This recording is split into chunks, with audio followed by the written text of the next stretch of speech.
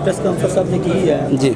क्या कहेंगे उन लोगों के हवाले से जो अक्सर सादा लोग हैं जिनको जैसे जाने का शौक़ है? हमारे साथी कम्युनिटी में से बहुत सारे लोग ऐसे हैं जो अपने इस पेशे से हालात की वजह से बड़े तंग आ गए हैं, उकताए हैं, लेकिन उनको लोग सादा लोग होने की वजह से लूटते हैं और असल जो ट्रैवल एजेंट है वो बदनाम हो जाते हैं। ठीक है, बताते कुछ हैं। एक ट्रैवल एजेंट ने अगर $15,000 का रेट बताया या $5,000 का रेट बताया, दूसरे ने 3,000 बताया, चौथे ने $4,000 रेट बताया है, लेकिन उसमें से डिसाइड कैसे कर पाएँ कि कौन सा बंदा जेन्युइन है? देखें जी, आजकल तो हर चीज़ ऑनलाइन है।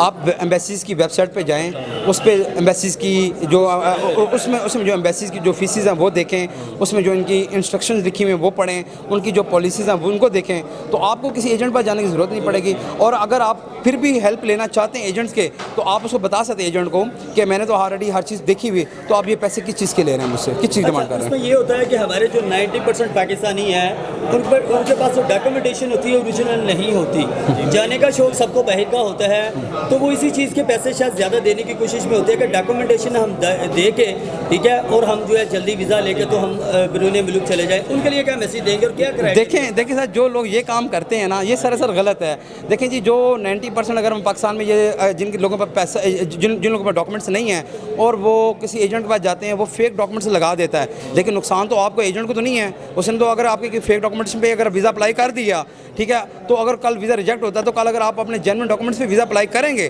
तो उसके बाद एम्बेसी पर आपको रिकॉर्ड पड़ा होगा कि आपने पहले मिस प्रेजेंटेशन किया आपने। अच्छा सर, मोस्टली जो है ऐसा भी होता है कि लोग यहाँ पे वीज़े के लिए बड़ी अमाउंट में जो उनको वीज़ा के लिए कहते हैं, वीज़ा लगवा देते हैं, लेकिन वीज़ा नहीं होता, उनको डंकी कराते हैं। ठीक है, वो डंकी वाले लोग जो हैं रास्ते में मैंने देखा कि बहुत सारे जो है सफ़र भी करते हैं, बहुत सारे लोग मर भी जाते हैं, लेकिन उनके घर वालों को यहाँ इल्म नहीं होता पाकिस्तान में कि उनके बंदा जो है वहाँ मर गया है, लेकिन उनके नाम से लाखों रुपया फिर दोबारा लिया जाता है। उस वाले से क्या कहेंगे? देखिए सर, बात पता क्या है, बात यह है कि पहली बात तो ये कि ये काम जो लोग अपने बच्चों को इस तरीके से बाहर भेजते हैं, पहली बात हो कि ये काम करना नहीं चाहिए। अगर वो उन्होंने भेज भी दिया है, अगर वो मजबूर हैं, तो मैं समझता हूँ कि उनको ये स्टेप नहीं उठाना चाहिए। अगर उनको ज़्यादा ही शौक था तो कुछ छोटे कंट्री में भेज दें जहाँ पे लीगल तरीके से उनका बच्चा जाए, सेव हो, वो भी सेव रहें, पेरेंट्स भी, उनके भी कोई प्रॉब्लम ना आए, हल्डन ना आए उनके लिए भी। तो मैं ये चीज़ समझता हूँ। और जो अगर वो कोई लोग चले भी जाते हैं तो जो एजेंट वो ब्लैकमेल करते हैं कि जी आपका बच्चा वहाँ पहुँच गया, अब वो आगे जाना चाह रहा है, हमें इतनी डिमांड वो एजेंट कर रहा है, हमें इतने पैसे चाहिए, तो उनके पेरेंट्स को चाहिए कि FIA में उनके खिलाफ कंप्लेन करें कि पहले ऑलरेडी हमसे पैसे ले गया है, इतने एजेंट ने पैसे नहीं, आगे फिर वो हमें डिमांड कर रहा है। आप ये हमारी आवाम उठेगी, आवाज़ उठाएगी तो एजेंट पकड़े जाएंगे। जब आवाज़ हम लोग नहीं उठाएंगे तो फिर ये काम चलता रहेगा, फिर तो ये इसको कोई भी कंट्रोल नहीं करेगा। इधर पाकिस्तानियों के लिए, क्योंकि आप काम कर रहे हैं माशाल्लाह, आपको नॉलेज भी है, इल्म भी है, कौन सी ऐसी कंट्री है कोई बंदा अगर वीज़ा लगवाना चाहे और बड़ी नॉर्मल प्राइस में जेन्युइन तरीके से वीज़ा आपसे लगवाना चाहे, तो उसका अपने कंट्रीज़ का नाम और अपना एड्रेस भी बता दीजिए, आपसे रब्ता कैसे?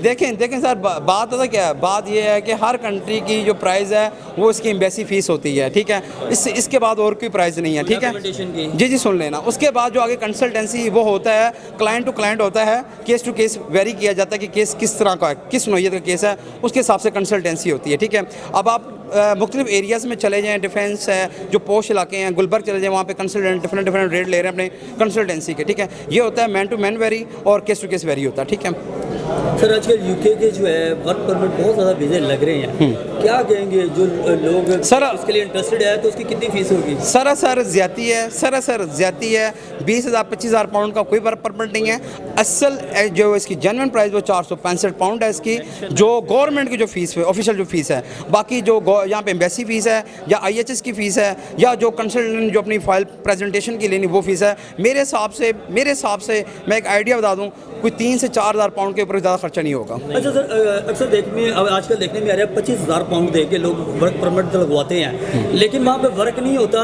उन लोगों को कहते हैं कंपनी नहीं होती, वहाँ कहते हैं जी आप लोग काम करें, काम करके आप हमें पैसे दें, हमारे अकाउंट में डालें, हम आपके अकाउंट में डालेंगे, उसमें से इतने हज़ार टैक्स निकल जाएगा और हमारी कमीशन भी निकलेगी, और वो आपको मुसलसल 5 साल तक जो है वो आपको देना पड़ता है लोगों को। और उस दरमियान अगर कंपनी वो जो है वो पता चल जाता है गवर्नमेंट को ये कंपनी ही नहीं है, तो उसको वापस डिपोर्ट कर देते हैं। उन लोगों के लिए क्या मशवरा देंगे, उन माँ बाप के लिए क्या मशवरा देंगे जो अपने घरों की जदातें, बेटियों का जहेज बेच के उन बच्चों को भेज रहे हैं मुस्तकबिल के लिए, उनके लिए क्या कहेंगे? देखें सर, पहली बात तो ये है कि जो लोग ये काम कर रहे हैं जिन्होंने जिनके पेरेंट्स ने या जिनको बड़ा शौक़ है अपने बच्चों को बाहर भेजने का, जिनको बड़ा शौक़ अपने बच्चों को बाहर भेजने का कि जी हमारे बच्चे जाएं वहाँ जाके कमाएं, और वो वर्क परमिट परचेज़ करते हैं, बड़ी भारी दाम में परचेज़ करते हैं, 20-25 हज़ार पाउंड का परचेज़ करते हैं।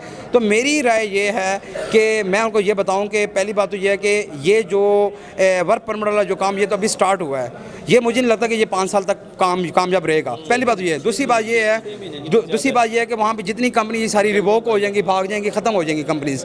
अब जिन लोगों ने यहाँ पे पैसे लिए हैं या जो यूके में बैठ के जो लोग पैसे ले रहे हैं, ठीक है, ये तो वहाँ की गवर्नमेंट को चाहिए कि उन पे एक्शन लिया जाए, ये उन कंपनीज़ को बैन किया जाए, उन लोगों पे एक्शन लिया जाए, और यहाँ पे जो बैठे हैं यहाँ पे FIA को एक्शन लिया जाए, FIA एक्शन ले, या हमारी गवर्नमेंट जो मिनिस्टर ऑफ इंटीरियर है या फॉरेन अफेयर्स वो एम्बेसी इनके खिलाफ एक्शन ले। मेरा नाम अब्दुल जो मारिफ नाम है, वीज़ा एंड इमिग्रेशन कंसल्टेंट्स, मैं गंगाराम से बात कर रहा हूँ। तो मेरा वहाँ ऑफिस है। आप भाइयों को अगर कोई मेरी तरफ से कोई गाइडलाइन या कोई गाइडेंस चाहिए हो तो मैं हाजिर हूँ आपके लिए। अपना नंबर भी सर बता जी 0331 4486 Subscribe to our channel by clicking the subscribe button.